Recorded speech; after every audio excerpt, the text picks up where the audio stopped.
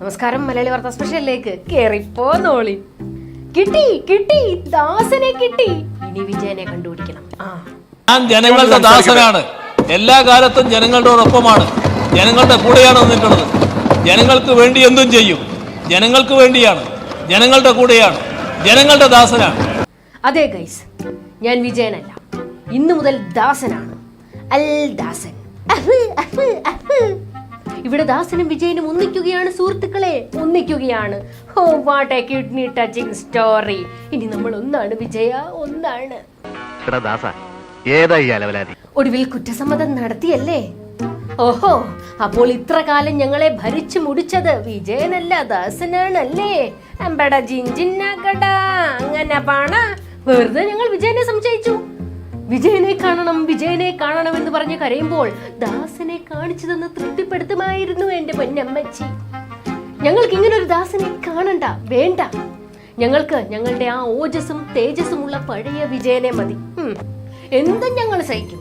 ഞങ്ങളുടെ കമലയിടത്തിയെ വരെ പറ്റിച്ചല്ലേ?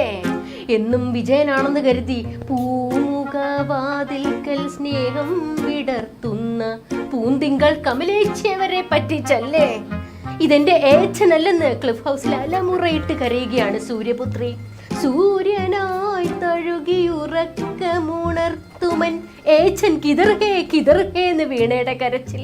ഓ, എന്നോടെങ്കിലും ഒരു വാക്ക് പറയായിരുന്നില്ലേ ഏച്ചാന്ന് മരുമോന്റെ രോദനം. അണികൾ ഞങ്ങൾ പൊട്ടരാ? സൂര്യനാണ്, കഴുകനാണ്, കഴുതയാണ്, അല്ല കുതിരയാണെന്നൊക്കെ തള്ളി ഞങ്ങൾ പൊട്ടന്മാരാ?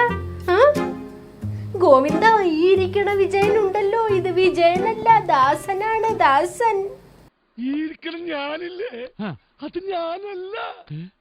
എന്റെ പൊന്നടാവേ, എച്ചാതി തൊള്ളാന്ന് നോക്കണേ ഈ മനുഷ്യന്റെ.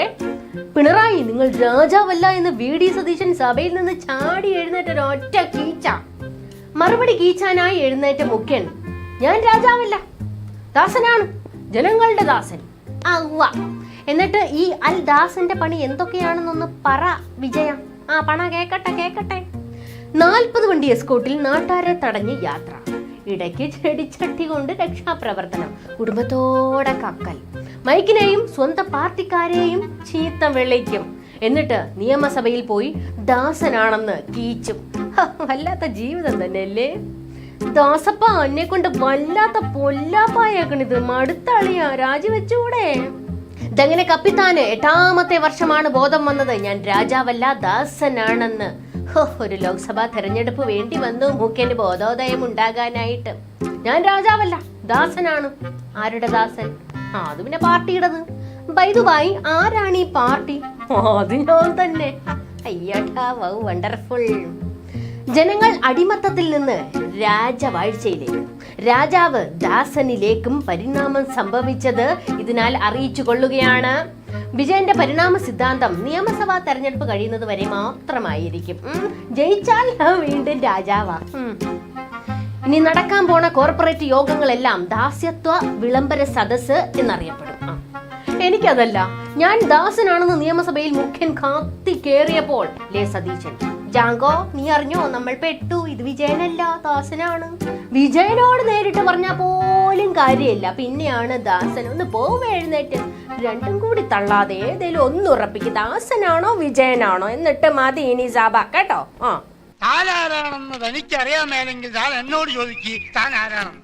തനിക്ക് ഞാൻ പറഞ്ഞു തരാം താൻ ആരാണ്. എന്നിട്ട് ഞാൻ ആരാണെന്ന് എനിക്കറിയാമോ താൻ എന്നോട് ചോദിക്ക്. അപ്പൊ തനിക്ക് ഞാൻ പറഞ്ഞു തരാം താൻ ആരാണെന്ന്. മുഖ്യ, നിങ്ങൾ നിർത്തിക്കോ. സഹിക്കുന്നതിനൊക്കെ ഒരു പരിധി ഉണ്ട് കേട്ടോ. ദാസനോ വെളിവില്ല, വിജയനോ ബോധമില്ല, സതീശൻ ഓരോരോ ചോദ്യങ്ങൾ വലിച്ചെറിയവേ.